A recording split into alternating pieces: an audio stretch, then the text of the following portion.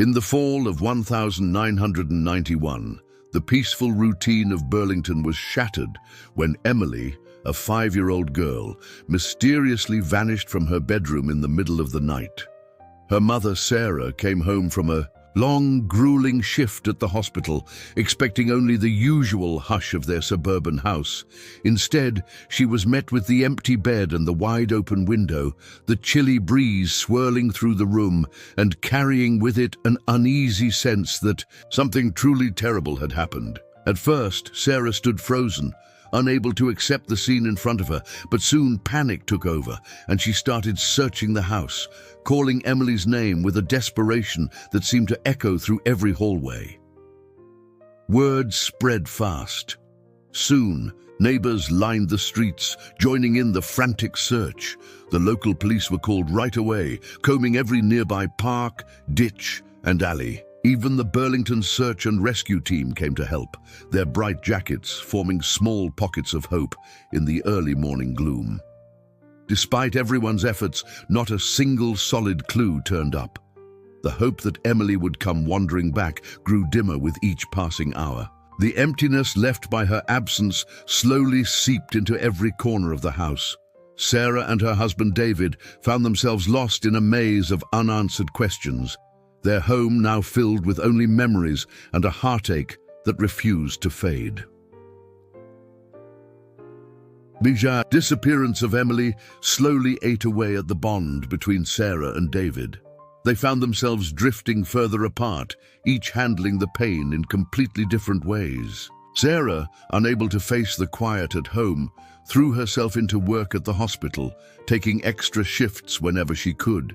She would come back late, exhausted, hoping that fatigue might dull the ache in her chest. David, on the other hand, spent hours locked away in his studio upstairs. He started seeing a therapist, hoping that talking about everything might help him stitch together the loose threads of their shattered lives. Little things began to cause tension between them.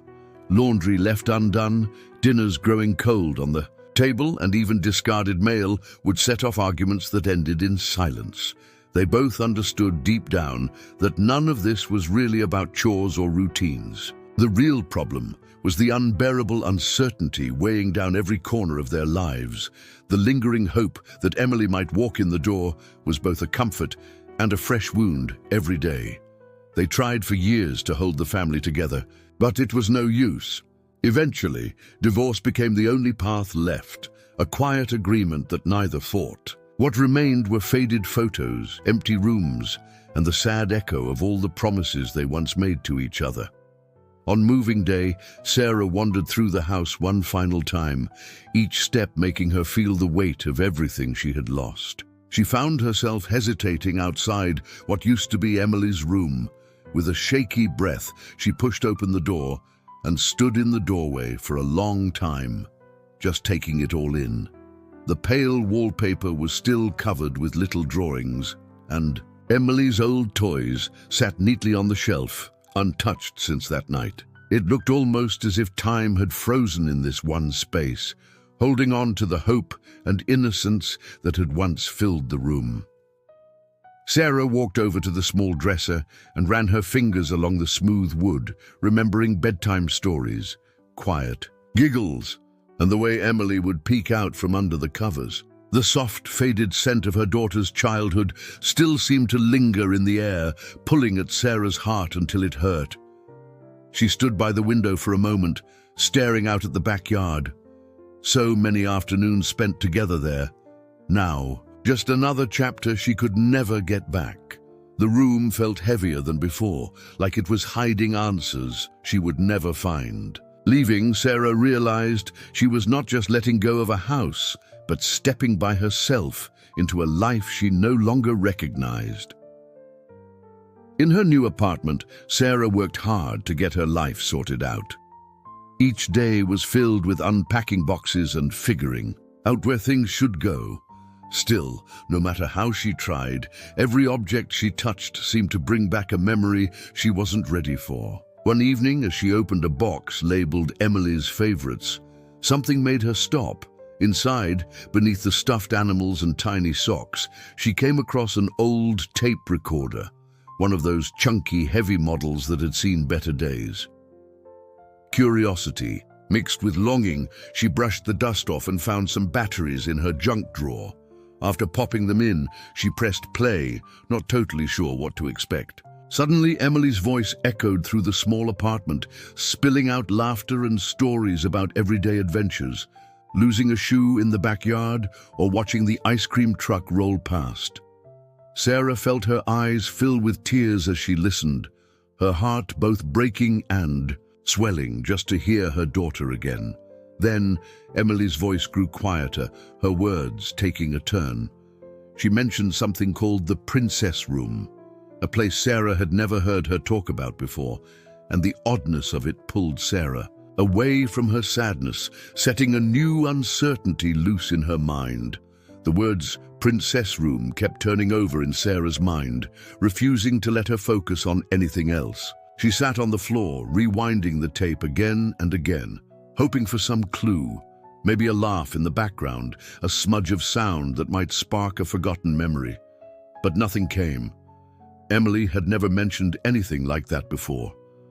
Growing up, there had been no room in the house with that name, and no bedtime stories Sarah could remember that used those words. It was almost as if Emily had been talking about a secret that didn't belong to their world at all. But then, as Sarah listened more closely, David's voice filtered through the speakers. It was unmistakably him, softer and heavier, calling Emily in that warm, gentle way he used when he was trying to coax her into something.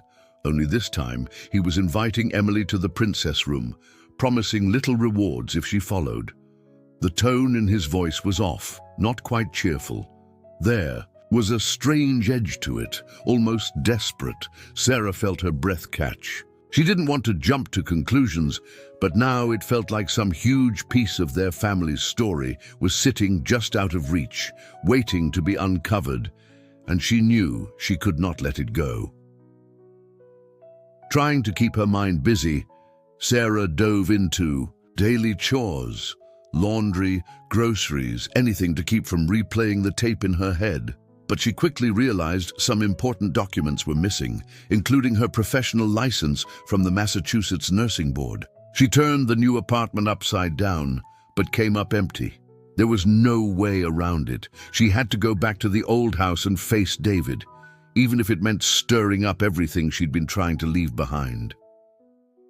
Pulling up outside the familiar house, Sarah noticed how empty and cold it looked, somehow less like a home now than ever before. The paint on the porch was starting to chip, and the yard, once neat and full of flowers, seemed overgrown with weeds.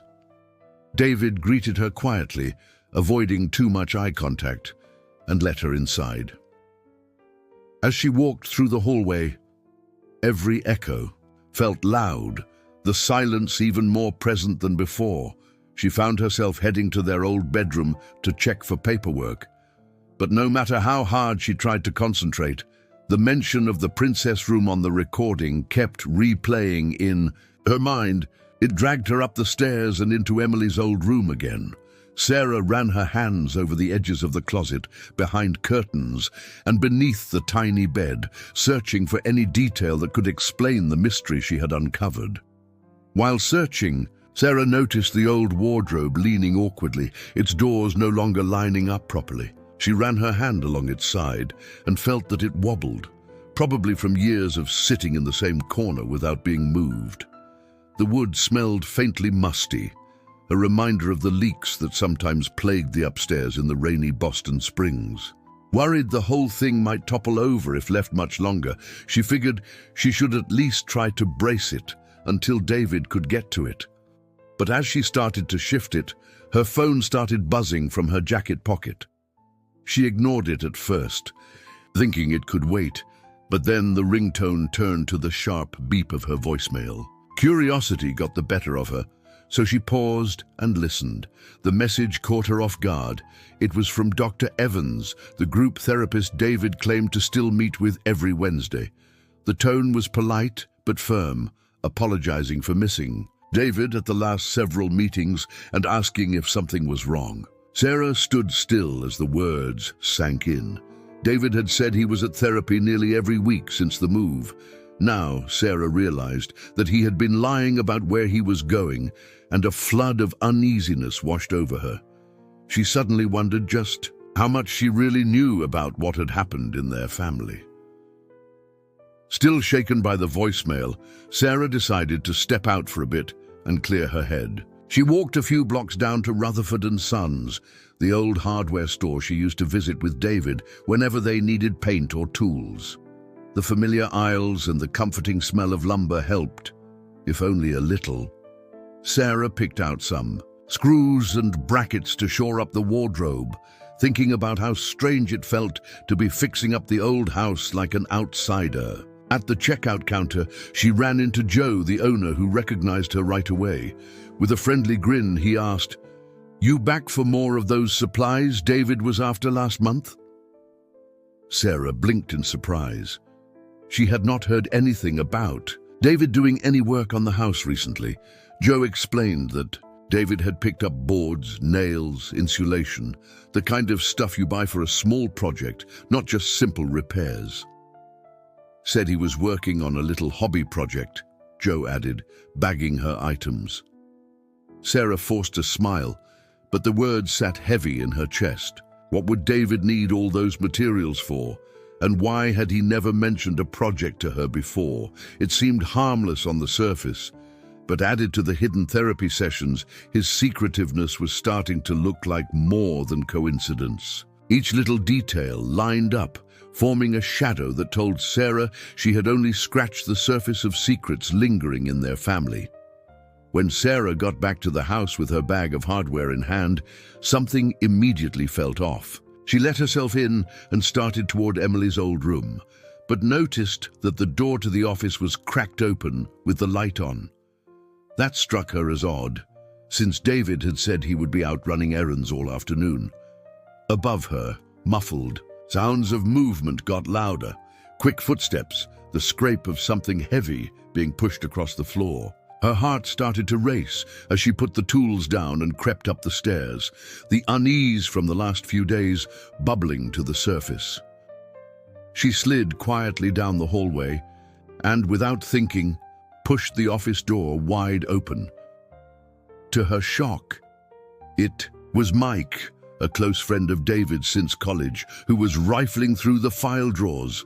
Papers and folders were scattered everywhere, and Mike's hands were shaking as he yanked out another stack, his face wild with panic.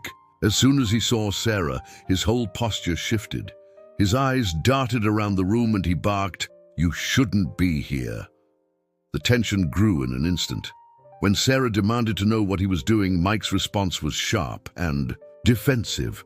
He reached out like he might grab her, leaving Sarah with no choice but to shove him back and make a dash for the door. Every nerve screamed that she was in real danger now, and the sense of mystery shifted into raw fear.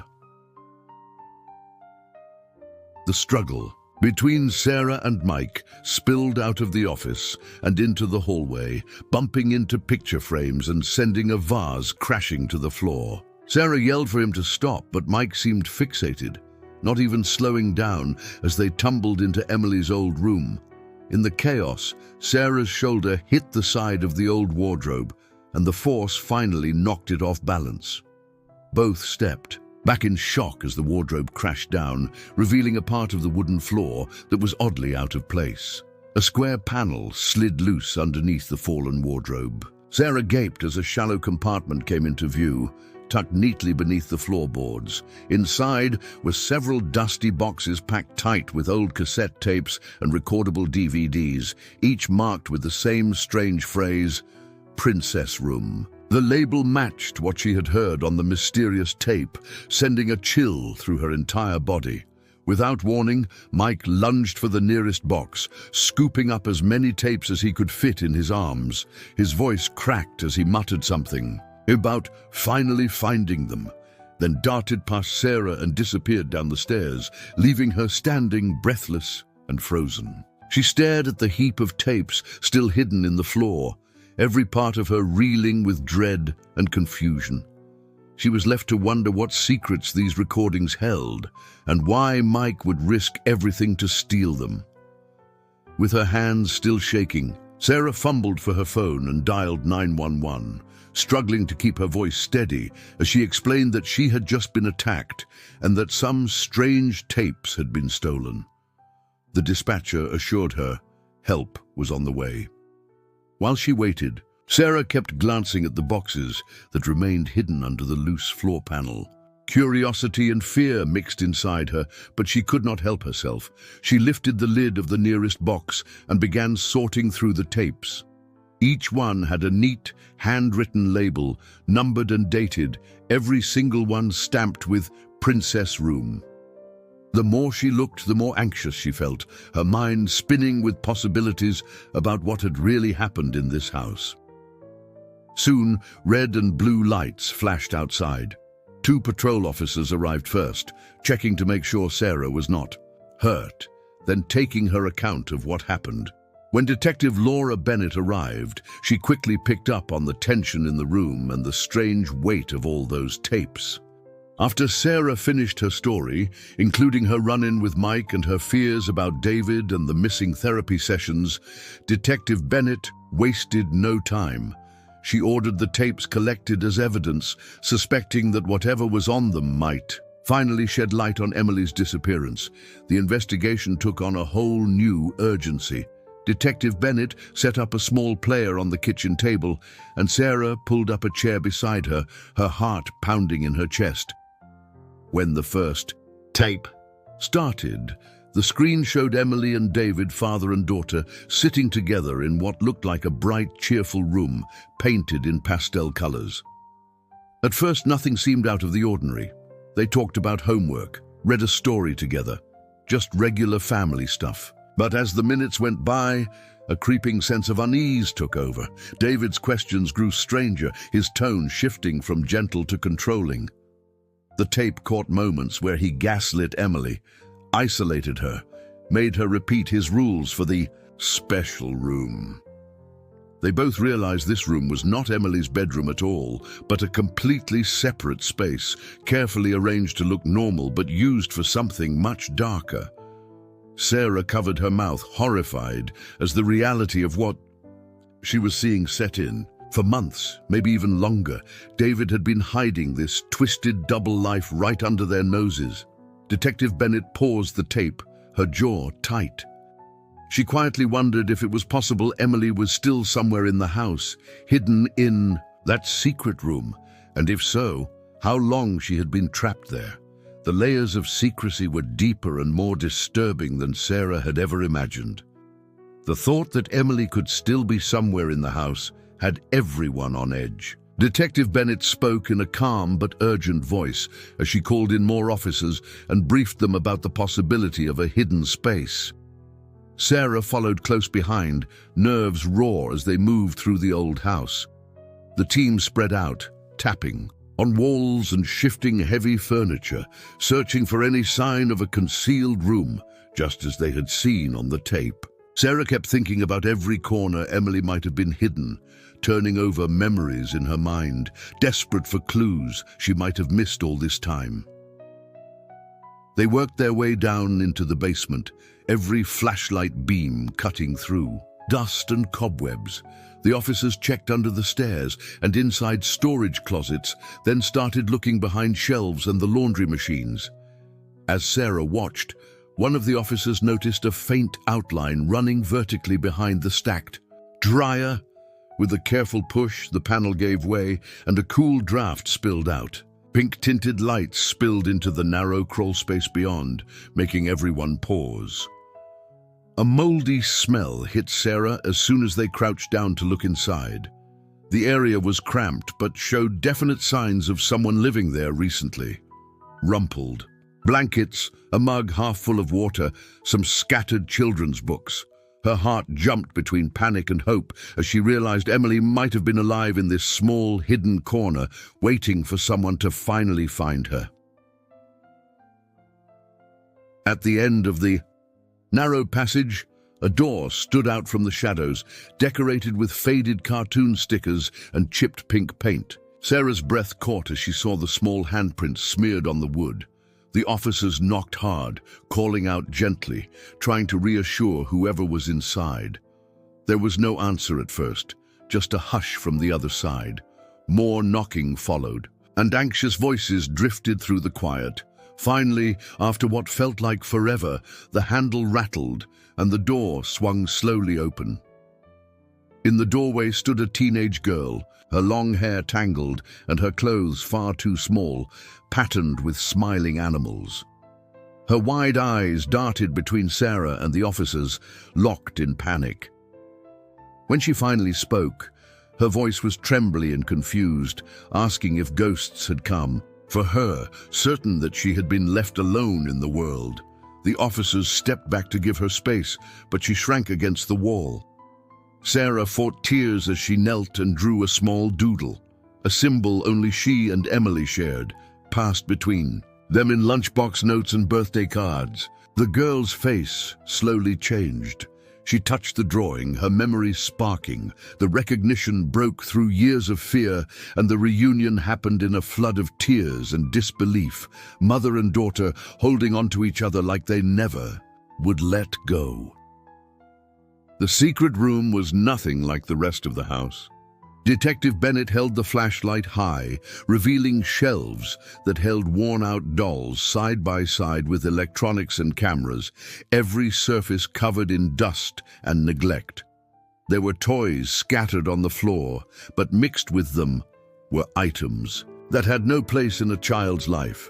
Tools, blank tapes, even some notebooks filled with strange routines and rules. Sarah was overwhelmed by what she saw, a tight knot forming in her stomach as the grim reality set in. Emily, still clinging tightly to her mother, flinched at every unexpected noise. Paramedics arrived soon after, laying out a blanket and offering her some water.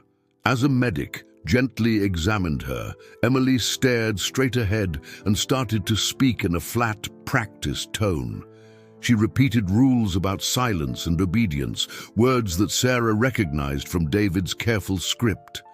It was painfully clear just how deep his control had gotten, drilled into her for years. Sarah's heart broke again as she listened, but she knew she needed to stay strong for Emily. She held her daughter's hand, assuring her that those days were over and help was here at last. No matter how hard it would be, Sarah's focus had shifted completely. Now, her job was to give Emily the safety and comfort she had been denied for so long, even as the truth of what had happened in that room threatened to overwhelm them both. On the drive to the H station, Sarah held Emily close while she tried to steady her nerves. One of the detectives explained that David and Karen had both been arrested across town in Queens. Along with them, several other suspects were taken into custody, all connected by links to a group called Shelter One. The tapes, notes, and files found in the house and nearby locations pointed to a far bigger operation than anyone suspected at first. Investigators were still sorting through the details, but it became clear that this wasn't just a terrible family secret, it was part of a deeply rooted network. Hearing this, Sarah felt her anger and disbelief growing with every word. The idea that other parents might have been involved, willingly hurting their own children or covering up for each other, left her feeling hollow. As they arrived at the station, she was given a moment to see David through a thick glass partition. He seemed subdued, unwilling to look up, but she couldn't help herself. For a brief moment, all she wanted was to scream at him, demand answers. But as she stared at him, Sarah understood that real justice wouldn't come from angry words or confrontations. It would happen in court, where the full truth could finally come out and those responsible would face what they had done. Inside the precinct, things moved quickly and with carefully measured steps. Sarah was gently led away from Emily as officers explained the process. Emily was handed over to a social worker from Safe Haven, a well-known organization in New York that deals with child trauma. Sarah's own hands shook as she sat in a bright office, and officers prepared to record her statement. She took a deep breath and forced herself to speak. Every word about the night Emily disappeared, her months of searching, the nagging suspicions, and the final awful discovery poured out, sometimes in tears, sometimes in anger. It took a while before she could collect herself, and she wondered how much Emily could possibly explain to strangers when it was difficult for her, a grown woman, to put everything into words. Once Sarah had finished her testimony, she was led to an adjoining room where detectives were reviewing videotaped interrogations. Through the speaker, she listened to David's confession. His voice was measured, almost cheerful, as he walked through every stage of his plan, the renovation of the secret room, the ways he fooled neighbors and friends, and how he convinced everyone to trust him. It was chilling. The man she once thought she knew was gone, replaced by someone so cold and self-satisfied, it left her feeling empty and shaken. As Sarah listened to the rest of the confession, the layers of corruption kept unfolding. David openly described his rivalry with Karen, how she had tried to steal the tapes out of jealousy and her own need for approval within Shelter One. Their twisted group operated almost like a competition, trading recordings and secrets, always looking to impress one another with the newest cruelty. The details made Sarah's skin crawl. It was shocking, and yet David and Karen talked about it like it was just another day at the office, every move calculated, every scheme one-upping the last. Detective Martinez gently turned off the recording and tried to explain what the next steps would look like. Sarah hardly heard him. The realization that her own daughter had been turned into entertainment for these people hit her in waves, each more painful than the last. It was not just a betrayal, it was a complete stripping away of dignity, humanity, and trust. Martinez was honest, but not without comfort. He said Emily would need years of care and support from specialists, therapies, regular check-ins, a whole team behind her. The wounds were deep, but Martinez assured her that real recovery was possible, though it would take patience, community, and a new kind of strength from them both. Not long after the interviews finished, Sarah and Emily were brought back together in a quiet, private room at the precinct. The moment their eyes met, they both rushed into each other's arms, holding on as if letting go meant losing everything all over again. They didn't say much at first. Both were drained, but their silence was full, a silent agreement that, no matter how hard things had been or how rough it was going to get, they would face it together. Emily cried into Sarah's shoulder, finally letting down her guard, while Sarah whispered that she would never let her go again, making promises with every squeeze of her hand. For Emily, awareness came in slow waves. In just a few hours, all the lies she had grown up believing fell apart. She shifted between feeling guilty for trusting the wrong people, sadness over everything that was lost, and relief that her nightmare was finally over. Sarah, though completely worn out, tried to focus on the present. She kept telling Emily that they would rebuild, slowly, step by step, living each day at their own pace. Healing would not be easy, and there would be setbacks, but Sarah quietly held on to hope that they could, together, find peace and safety again. As Sarah and Emily were escorted in a quiet ambulance ride to Mount Sinai Hospital, Sarah couldn't help but think about what their lives would look like from now on. The familiar streets of Queens rolled past the window, but none of them felt like home anymore. She found herself considering a fresh start, somewhere far from old memories and the dark shadows left behind by David and that awful group. It felt overwhelming, knowing how much work there was ahead, therapy sessions, legal meetings, and the slow, painful act of learning to trust again. Sarah knew neither of them would ever forget what happened, and that the scars, some visible, some buried deep, would always be part of their story. But she also realized their survival had changed something in them. The love between her and Emily felt stronger now, welded together by everything they had endured. That bond would be the anchor as they worked with counselors and leaned on people who wanted to help them heal. There would be setbacks, moments of fear or doubt, and times when the past threatened to swallow the future. Still, every step forward mattered.